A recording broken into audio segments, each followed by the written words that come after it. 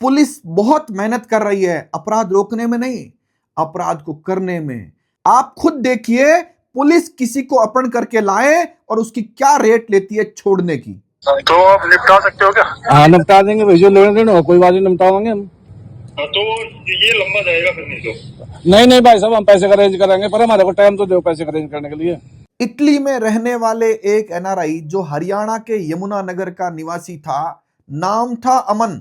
वह अपने दोस्त राकेश के साथ यमुनानगर में कार से कहीं जा रहा था। अचानक दो काले रंग की स्कॉर्पियो आई, उसकी गाड़ी के आगे लगाई, उन दोनों को उठाकर अपनी गाड़ी में डाल दिया और रास्ते में कूटते पीटते ले गए और कहा कि तेरे घर वालों को फोन कर 70 लाख रुपए दे तो छोड़ देंगे, नहीं तो नहीं छोड़ेंगे। अमन ने अपने मामा सुखदेव के नंबर दिए तो वो जो अपहरण करने वाला व्यक्ति था उसने सुखदेव से बात की और कहा कि तुम्हारा भांजा है क्या?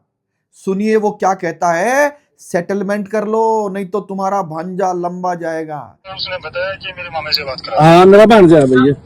मम्मा हाँ बेटे।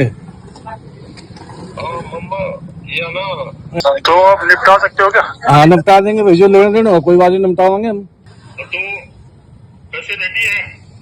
देखो भाई साहब, एकदम तो नहीं, पर पैसे का जुगाड़ कर लेंगे हम। तो ये लंबा जाएगा फिर नहीं तो। नहीं भाई साहब, हम पैसे का अरेंज करेंगे, पर हमारे को टाइम तो दो पैसे का अरेंज करने के लिए। मैं बता देता हूँ कहाँ देना है पैसे। अच्छा भाई साहब। सोनीपत या पानीपत तो दे ही सकते हैं, करनाल सोनीपत पानीपत। आप पैसे खलास करो उस मैटर को, सीधी सी बात है, ये इसका जीवन खराब हो जाएगा। नहीं कोई बात नहीं, हम पैसे का जुगाड़ करेंगे, पर टाइम दे दो भाई साहब 2 दिन का। यह कोई अपहरणकर्ता गुंडा नहीं था, लेकिन उसके साथ स्कॉर्पियो में जरूर गुंडे बैठे थे। वो एक पुलिस वाला था, किसी का लेन देन सेटल करने के लिए राजस्थान के नागौर जिले में जसवंतगढ़ पुलिस थाने का वह व्यक्ति था। अब हम आते हैं स्टोरी के शुरुआत में। 1 लाख रुपए में एससी की एक महिला को किराए पर लाया जाता है। जसवंतगढ़ पुलिस थाने में उस एससी की महिला की तरफ से रेप का एक झूठा मुकदमा एनआरआई जो इटली में रहता है अमन, उसके खिलाफ दर्ज कराया जाता है। उस मुकदमे में न तो नक्शा मौका बढ़ाया जाता है, न उसके बयान लिए जाते हैं, न कोर्ट में बयान लिए जाते हैं और न ही उसका मेडिकल कराया जाता है। और एससी के महिला के मुकदमे की जांच कौन करेगा? डीवाईएसपी यानी लाडनू का सीओ विक्की नागपाल। लेकिन ऐसा होता नहीं है, कानून की पालना होती नहीं है। जांच करता है जसवंतगढ़ पुलिस थाने का एसएचओ जोगेंद्र। जांच तो नाम की थी, असली बात तो यह थी कि जो अपहरण करके लाना है उसमें प्रोटेक्शन के लिए एक एफआईआर रख ली थी। एफआईआर दर्ज हो गई, अनुसंधान हुआ ही नहीं और उस अमन को वहां से उठा के ले आए और वह मामा सुखदेव से पैसे मांगने का काम शुरू कर दिया। मामा ने कहा कि मुझे थोड़ा टाइम दो। बोले टाइम नहीं है, करनाल पानीपत दिल्ली या कहीं पर भी पैसे रखवा दो, घंटे 2 घंटे का समय दे सकते हैं। अमन को चूंकि मारा कूटा हुआ था, अमन से बात कराई जाती है मामा की। अमन डरा हुआ अपने मामा को कहता है मामा कुछ भी करो, इनको पैसे दो, नहीं तो ये मुझे झूठे मुकदमे में कहीं ना कहीं मार देंगे, डाल देंगे। अपहरणकर्ताओं का पहला कॉल 30/10/2025 को शाम 7 बजे आता है मामा के पास। दूसरा कॉल 1/11/2025 को दिन में 2 बजे आता है। मामा समझ नहीं पाता है कि असली पुलिस है कि नकली पुलिस है। मामा हरियाणा में पुलिस थाने में जाकर अपहरण की एफआईआर, वो जो 70 लाख रुपए मांगे व्हाट्सएप कॉल पे, उसकी रिकॉर्डिंग जो है पुलिस हरियाणा की जो होती है उसको दे देते हैं।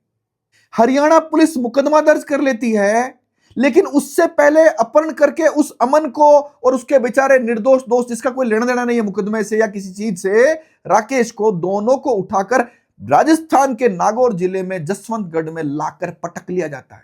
ऐसे ही जब डीडवाना जिले की पुलिस को पता चलता है कि हरियाणा में मुकदमा दर्ज कर लिया है, तो अमन और राकेश को शांति भंग में यानी 151 सीआरपीसी में अरेस्ट दिखा दिया जाता है। अब आप बताइए, हरियाणा के यमुनानगर से उठाया, यहां लाकर अवैध रूप से 2 दिन 3 दिन रख लिया, उसके बाद शांति भंग में अरेस्ट कर लिया और वहां के एसडीएम, यहां एसडीएम छोटूलाल शर्मा नहीं है लेकिन एसडीएम है खतरनाक कोई न कोई, जिसके सामने पेश किया और एसडीएम ने उस अमन को जेल भेज दिया। इस बात का शोर मचने पर डीडवाना की एसपी ऋचा तोमर ने अपनी खाल बचाने के लिए जसवंतगढ़ के एसएचओ जोगेंद्र, बबलेश, महेश और शुभिता, इन सबको सस्पेंड कर देती है। लेकिन इस खेल को रचने वाला असली व्यक्ति नहीं पकड़ में आता है। सस्पेंड करने के बाद जब और शोर मचता है तो ये पुलिस वाले फरार हो जाते हैं। इस बार अपहरणकर्ता पुलिस वाले यानी असली पुलिस जो कह रहे थे असली वाला मुकदमा हुआ है रेप का, वो फरार हो जाते हैं। लेकिन मेरा सवाल है राजस्थान की पुलिस से, राजस्थान के गृह मंत्री से, कि हरियाणा से 3 दिन तक आपने अवैध रूप से जसवंतगढ़ थाने में रखा आपका सीओ लाडनू विक्की नागपाल, क्या वहां पर थाने में गया नहीं क्या 3 दिन में? और गया तो देखा नहीं क्या किसी आदमी को क्यों बिठा रखा है? और उसके बावजूद यह पता कैसे नहीं चला कि ये जो रेप का मुकदमा दर्ज किया है एससी की महिला है, तो इसमें SC/ST एक्ट लगा करके यह SHO जांच कैसे कर रहा है? किसी ने नहीं देखा, कोई गंभीर नहीं है। अखबार वालों को, टीवी वालों को मैनेज कर लिया ताकि किसी को पता नहीं चले। आप में से मुश्किल से किसी को यह बात पता होगी। लेकिन इस पूरी बात से एक बात जरूर निकल कर आती है, आप भी किसी में पैसे मांगते हो या लेन देन है या आपकी किसी से बनती नहीं है तो आपको गुंडों के पास या गैंगस्टर के पास जाने की जरूरत नहीं है। आप अपने निकटतम पुलिस थाने में जाइए, गैंगस्टर से अच्छा काम वो करके दिखाएगा, आपकी दुश्मनी भी निकाल देगा, आपके पैसे भी निकलवा देगा और अपना हिस्सा रख करके आपको संतुष्टि भी दे देगा।